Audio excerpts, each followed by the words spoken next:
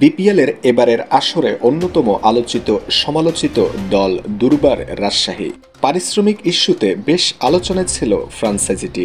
ক্রিকেটারদের অনুশীলন বর্জন, ম্যাচের দিন সকালে হোটেল পরিবর্তনের পর বিদেশি ক্রিকেটারদের ম্যাচ বয়কটের মতো ঘটনাও ঘটেছে। তবে সব বাধা এড়িয়ে শেষ চারের পথে আরও এক ধাপ এগিয়ে গেল তাসকিন আহমেদের দল। সিলেট স্ট্রাইকার্সকে আজকের ম্যাচে হারিয়ে প্লে অফে এক পা দিয়ে রাখল দলটি। বিপিএলে আজ দিনের দ্বিতীয় ম্যাচে সিলেট স্ট্রাইকার্সের বিপক্ষে মাঠে নেমেছিল রাজশাহী। লিগ পর্বে এটি ছিল দলটির শেষ ম্যাচ। প্লে অফে খেলার সম্ভাবনা বাঁচিয়ে রাখতে জয়ের কোনো বিকল্প ছিল না দলটির।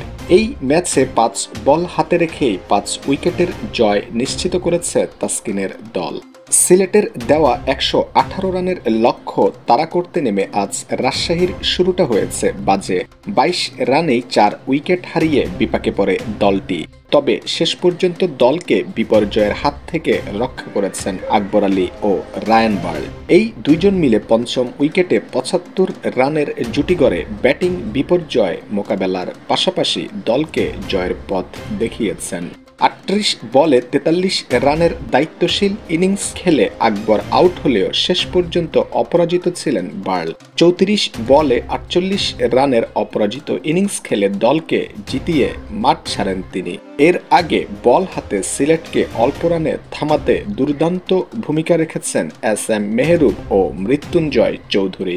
এই দুইজন নিয়েছেন যথাক্রমে 4টি ও 3টি উইকেট। এদিকে লিগ পর্বে নিজেদের সবশেষ 3 ম্যাচ জেতায় পয়েন্ট টেবিলে এখন 3 নম্বর অবস্থানে আছে তাসকিনের দল। রাজশাহীর প্লে অফে ওঠার ক্ষেত্রে সবচেয়ে বড় বাধা এখন খুলনা টাইগার্স। 10 ম্যাচে 4টি জেতা খুলনার পয়েন্ট 8।